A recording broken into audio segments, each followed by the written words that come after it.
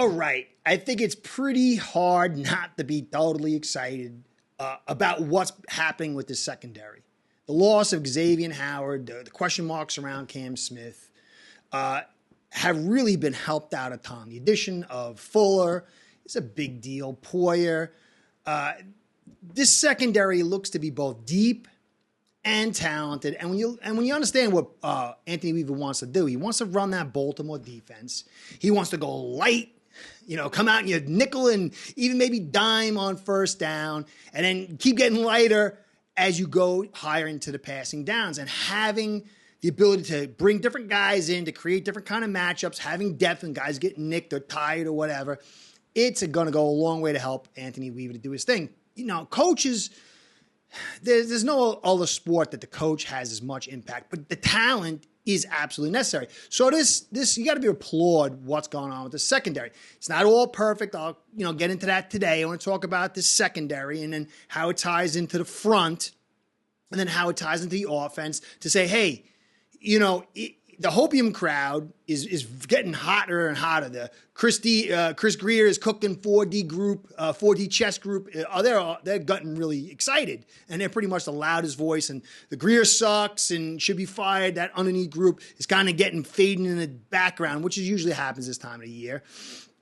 But it's very easy to see why these are good moves. But what Chirs Grier does in this draft on the offensive line and his defensive front is really, it could go a huge way to verifying and validating the 4D chess stuff. But we got to see what's going to happen with that. But this looks good so far. So I'm going to cover that whole little soup, the defensive soup. I'm going to start, pivoting into the defensive side. I'm going to do a good film study, kind of like what I did with Brewer on Brooks, and I'm probably going to do Walker and Fuller too. I'm going to start digging into their film and start presenting film and my findings and stuff. And it's going to be very defensive heavy right now, because from now to the draft, we kind of understand the situation.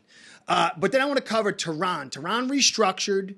And there's some good news and hope in that, and some relief, but then there's also some problems. So those are the two things I want to cover today, guys. I'm going to do the draft tonight, Friday night at 10 p.m. live. I got some viewers coming on. We're going to talk draft.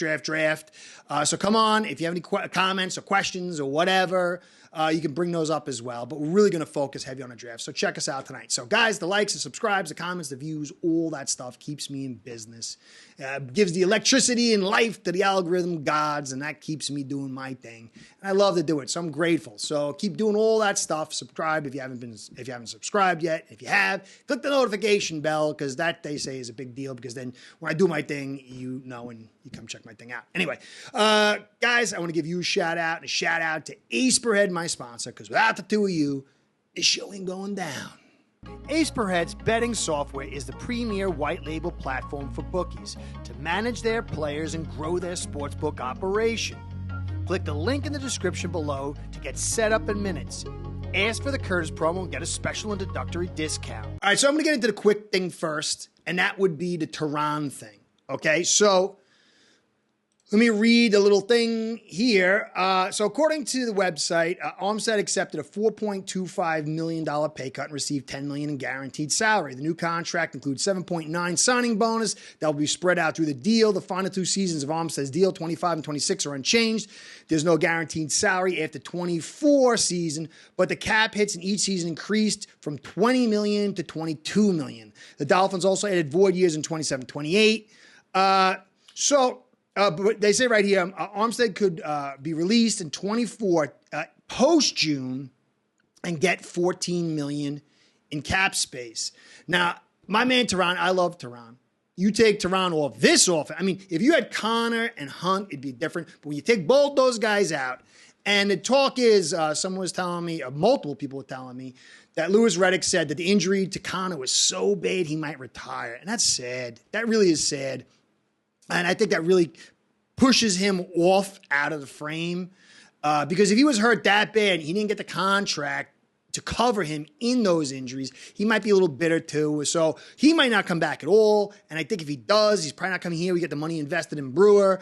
And I don't know if he's going to transition over into that guard spot, because it's a lot more beating on the body. So, and I think he might even choose on the team. So he's out of the way. Hunt's obviously out of the way.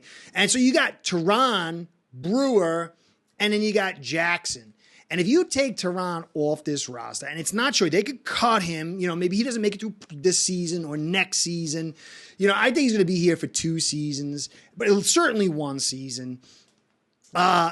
This offensive line's in bad shape. And because we're at the 21 spot, it's like a nebulous zone, depending on how things fall, you never know, to get that left tackle, that tackle that you want there for the right value. I think there's some guys a little bit in the 2nd and 3rd round at less risk, but you don't want to waste that 2nd round pick on that. So I really do see them trading back. But you need Terron on this roster. Without him, this offensive line is a disaster. And then if you have to bring a rookie tackle in at that spot or even later, then there's the grooming period and there's really no one behind him. Keon Smith, some people like him. I don't think he can handle power, and I don't think he'd want that as well. But the thing is, if you look at Terron, they try to cut. If you get off Terron, say next year, you're going to have to do it post-June. And that's troubling because you have Phillips, Waddle, Tua, Holland, David Long, and Katoko, who is free agents. You got 28 players only on the roster, and a lot of them are like guys that might not even be on the roster at the end of the season. And then you only got $58 million. And then the following year, you got $106 million, but only 14 players. So this cap structure is very, very tight. And if you get rid of Terron next year, post-June, you're going to save $14 million, which is great, but then you're on the hook for $7 million and then more in 26. And so I think they're kind of pushing this off because they don't have an alternate plan. I think they'll probably wait till next year to try to get that tackle. But this is good for this season. Means maybe they can find somebody else out there. I mean, Morgan Moses was a guy I wanted big time, and we didn't take him, and he's awesome. We should have taken him. We had Zach Tom. We didn't take him. We took Tyndall and EZ. So there are opportunities, but you take Terron off this offensive line, and it's a big problema. So we'll see how it plays out. To me, this offensive line is so critical. The defensive front, I mean, people talking about, I'm getting defense now. You take a look at this image. Okay, you got Peely, Hand, Harris, Jones, Gallimore, and Nixon. Gallimore, forget about it. Benito Jones, he's not ready. Maybe in 1 more year he marinates. Nixon, no. Harris, he's okay. He's a vet. He can kind of get after the pass rush a little bit, but he's not really, he's a body. And then you can rotate bodies in and out. Deshaun Hand is a very good return. A very, very good return. His ability to stop the run, and that's going to be critical. If you want to run these light boxes, you've got to have guys that can handle that offensive line with 4. You don't want to bring too many extra bodies if you're running light. And so he's a big piece. I was very happy to see him return. And Peely, I do like, but he wasn't ready last year. Is 1 year in the oven, getting him ready. These are all defensive linemen. They take time. They got to get that man strength. They've got to get learn the position to be physical enough. So those are the 2 pieces I kind of like. Obviously with Sealer, but you need a lot more than that. You got to remember, when you look at this graphic, Chubb and Phillips, they're not going to be ready right off the bat. And there's particulars, because Phillips struggles against the run.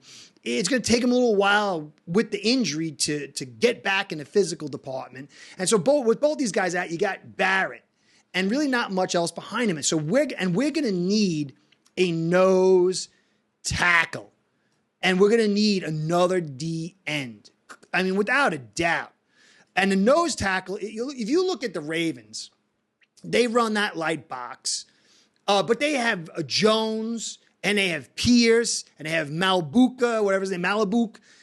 And they've got a darn good group of guys in the front to shield everybody else. I really like Brooks at 245.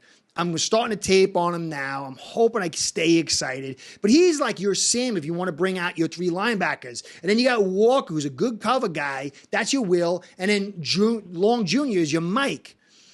So I like everything from the linebacker group back. Cam Smith, he's 180. That's a little concerning. Maybe he bulks up. I'm hoping he bulks up a little bit. But you got a great rotation in the secondary. You got the best linebacking group you had. But this front, especially because Phillips and Chubb are not going to be here, is a little bit of a problem because the light fronts, if they don't stop that run and you get the run on the first down, then you get off track. If you look at the Ravens, when they had a good first down run stop in that light box, everything else flowed extraordinarily nice. But when they got run on that first down, it was major, major problems. And when you look at Baltimore, their time of possession on the road was first best in the league, and it was 9th in the league other than that.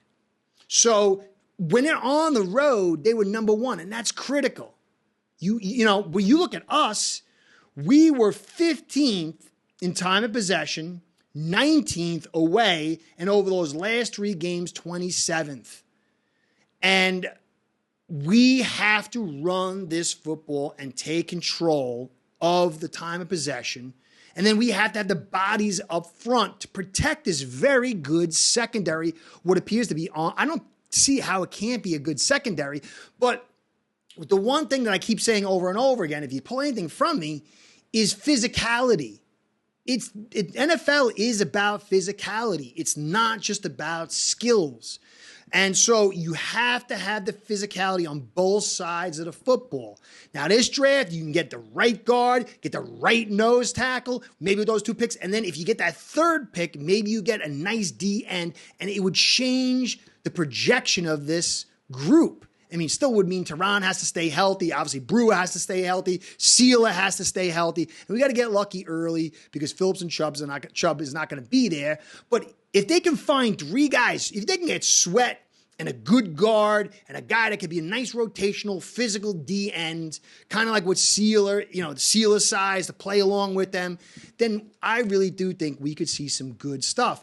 But the Bills, they got a good offensive line. They can run the football. And then you always got to worry about Allen. Then you look at the Jets. They added Moses, who's a good player, and they found that other guy. He's solid at guard, and they still got to add pieces in this draft and maybe some free agents. If that offensive line builds up with Breece Hall behind him and then Aaron Rodgers, it could be difficult for us even with this excellent group of secondary players. And so I think that, I say you have to be excited. I am very excited about what I see, but the work is not done. And if Grier wants to play 4D chess, this draft is going to be so critical. So I may think you need to be positive, very positive. You should be, even if you don't like Chirs Grier, to like this secondary. But the physicality part is going to be the key, and it's going to determine everything once again. And until that's resolved, until we can play physical, then I don't think that no matter what you do with the Waddle and the Hill and the Jonnu Smith and the Ramsey and Fuller and Holland, that's all great. It's great. As long as that line of scrimmage is being dominated and you need talent there. You can't just throw bodies against the wall. That's not how the Ravens did it. That's not how anything. All the top defense. Jets got Quinnen Williams. Bills, a very good defense. Got Oliver and Roquan. On and on it goes. You see all the top defenses and the top teams, they have that stud or 2 on the line, as well as a tight end department and offensive line to have success. So we have the ammo. Let's see what happens. There's going to be free agents with the money we get from both Terron and Howard to add some, maybe to a contract, add some guys in here. So the pieces are here, guys. But you can't you should be happy and hopeful, whatever side you're on. But let's see it play out. Anyway, Curtis saying, catch you next time. Be well. See you soon. Go Fins. Start building your own online sports book today by getting signed up with aceperhead.com service that'll allow you to book action on sports from all around the world.